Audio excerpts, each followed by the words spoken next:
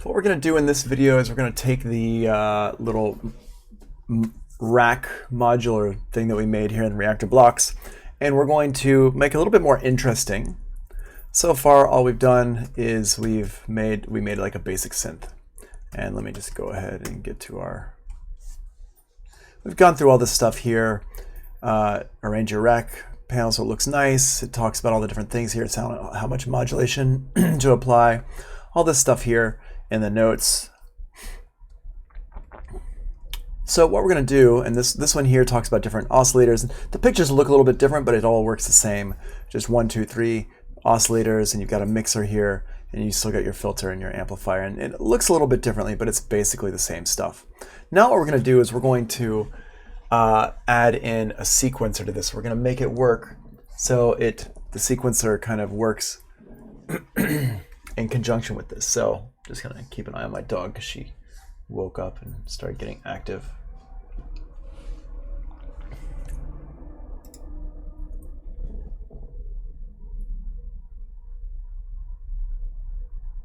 Oh, poor girl. She knocked her treat off the bed.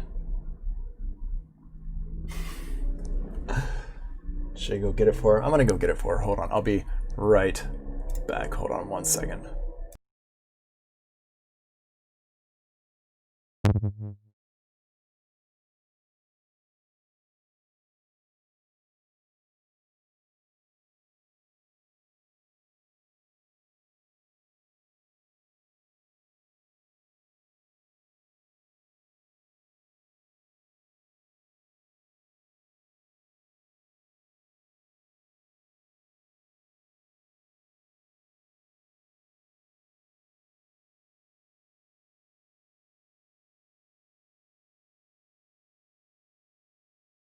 All right. She'll be happier now. That makes me happy to think that she's happy. Okay, so what we're going to do here is we're going to add in a sequencer into all this stuff and make it do things automatically. And this is going to be pretty cool stuff. So, oh my God. She literally just knocked it off the bed. You know what? No more. I'm not gonna help her out anymore. So she's just going to have to suffer. She's got other things she can chew on over there. So what we're going to do is we're going to add a sequencer into all this stuff. So the sequencer is, let's use an 8-step sequencer. We're going to just put this down here on the bottom. So we got the sequencer here. Now, we need the sequencer to be able to control the pitch and the amplifier so it can do some interesting stuff here. I'm just keeping an eye on to make sure she doesn't get too crazy over there. And so what we're going to do is we're going to disconnect the note in from the oscillator here, the pitch. Yep, you knocked it off the bed. That's your fault. And we're going to go in here and go down to the 8-step sequencer, and we're going to connect this pitch down here to the pitch of our oscillator. And so what happens is this pitch down here becomes basically just the pitch from the note in. So nothing's really changed there. The pitch from the note in just becomes the pitch from the 8-step sequencer. And then the same thing is going to happen with the gate. And so all these here, the gate is going to go to the gate. Now there's not an easy way, I don't think, to reassign this. Yeah, we can assign the color, but we can't really assign where it's coming from. Yeah, you knocked it off the bed, dude. Sorry. So what we're going to do here is we're going to just have to just do all these by hand. So we're going to take the gate from this one here and just assign it into here. Boom. And again to this envelope here. We're just going to do one by one. It doesn't take that long because it's only 4 of them, so it's not that big a deal. And the gate. There's one more here for the reset. There we go. Cool. Yep.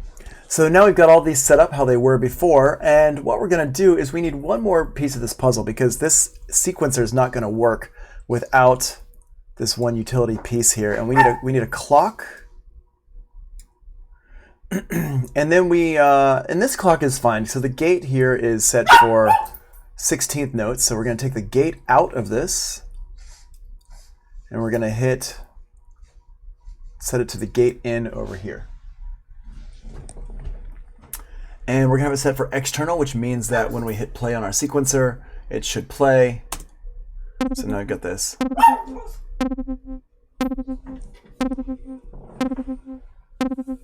And now, if we look down here, our sequencer is now triggering notes. So wherever I want the sequencer to actually trigger a note, I just turn it on. If I want to do 8th notes, and I change the pitch here. Oops, here on these.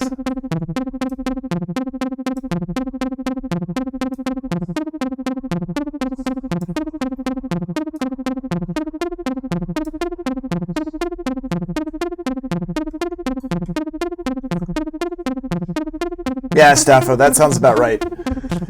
Just trying to make your own sound in Reaktor and failed. Yeah, it's gonna happen for a while. It took me forever to figure out things because it's like with modular synthesizers, it's just one piece that mixes it all up. So what you're gonna have to do is really go through, read those notes, follow my my video when I post it up here today, and go through it really, really slowly because it's always one little cable that you forgot to do or one button you forgot to push, and it'll take a while before you really get comfortable with it. It took me a while. Okay.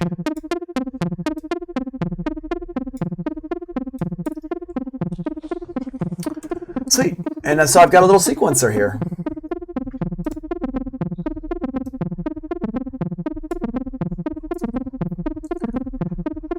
And there we go. And that's how we can do this stuff. I can turn on my glide here.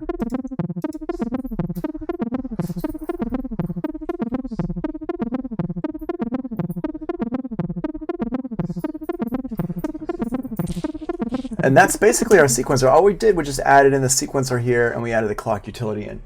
Hold on, I'm gonna grab the puppy real quick because I'm afraid she's gonna go and pee on my pillows or something.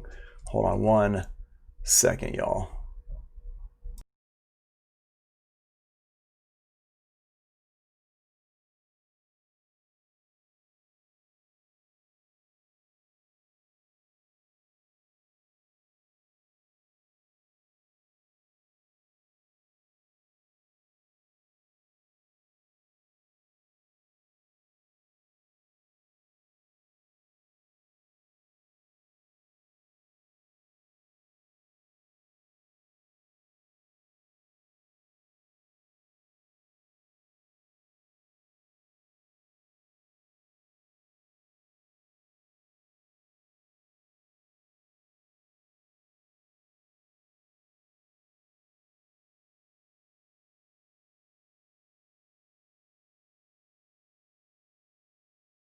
All right, cool. So now we got puppy on the lap. At least she's like, if she drops on the floor, I can just reach down and grab it, which she's gonna be. You know what?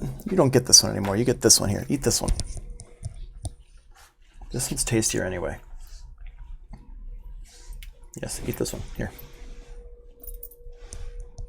All right. So essentially that's what's up with this. I mean, it's not, I don't really want to go too far with this because it can get really complex really fast, but just to show you like what you can do with this, you can add in your own sequencer. And let's just do one more thing with this. Let's have it so it changes the pitch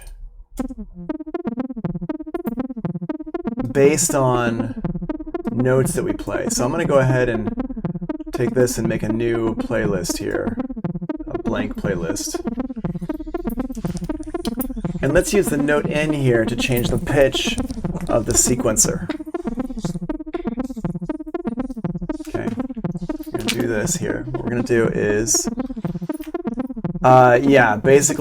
you can use it to make arpeggiator, kind of. It's not, an arpeggiator would be an arpeggiator. It's a different thing from a sequencer. A sequencer is different from an arpeggiator. Here, let's put this here, puppy here. So what I'm going to do is I'm going to adjust my note here, the pitch, so that the note that I'm playing with my keyboard will affect my sequencer. And this is kind of cool. So I'm just going to grab my pitch here and go down to this pitch here, input. And now if I play different notes on my keyboard, it should affect my, oh yeah, here, click the track button.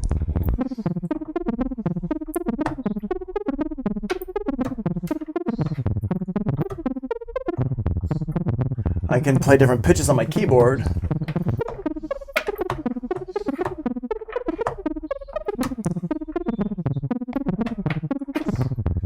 and I can play, so it'll make different notes on my overall sequence there. And this is a pretty standard thing for sequencers. A lot of sequencers work like this. I've got a friend who's been doing a lot of work with hardware, and his sequencers are very much like this. The hardware, one of the differences with the hardware sequencers, a lot of them have the ability to actually record the sequence in.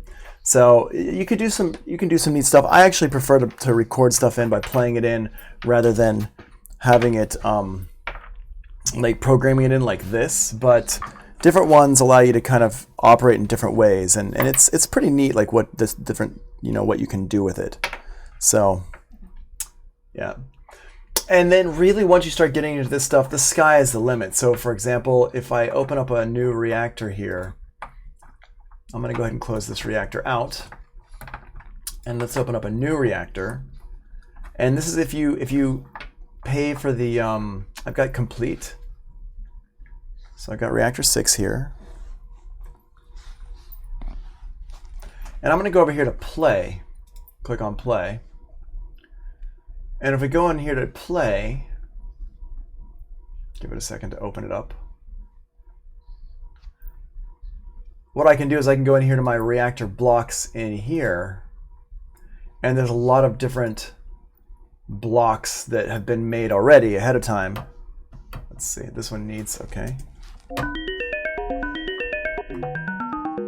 And when I said before, we really it wasn't super complex. Well, what I meant was it wasn't really super complex compared to something like this. And this is like getting more complex with stuff. Let me go ahead and...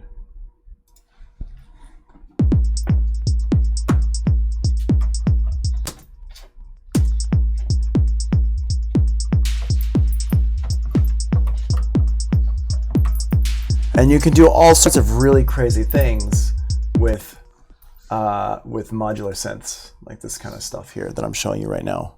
And this is not stuff that I made, it's stuff that other people made.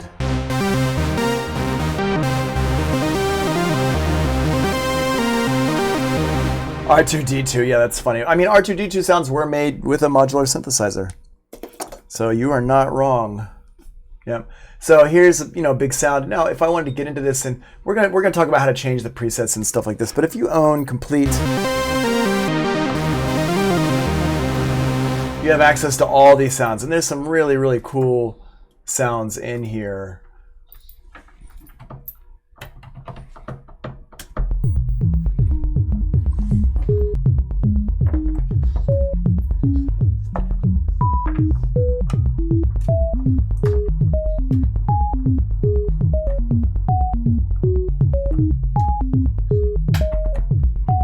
Yeah, I mean, I bet that somebody like Travis Scott does use a lot of these like modular synths and stuff like that. Oh, that big sound before. Oh, okay, that big. Yeah, I mean, yeah, that big sound is just a big bright synth. It's like what everybody uses in trap and hip hop. It's like that's a pretty. I thought you were talking about this. I was like, oh, that would be cool if someone like Travis Scott. I don't really listen to Travis Scott, so.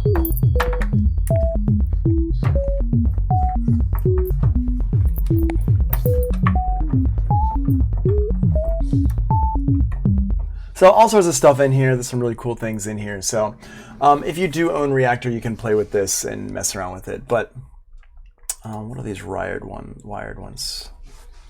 Let's see here. I don't remember.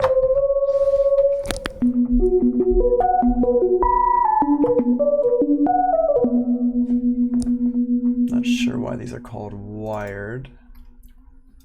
Let's just double click on these and play.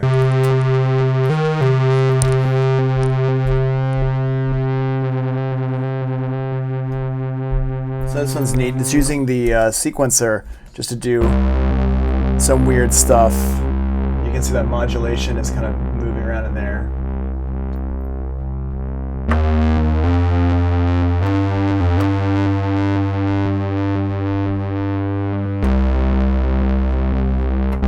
Yeah, so you can do some really neat stuff with this. Sounds like Super Metroid. Yeah. All right, so I'm going to go ahead and stop the recording there. I'm breaking this recording.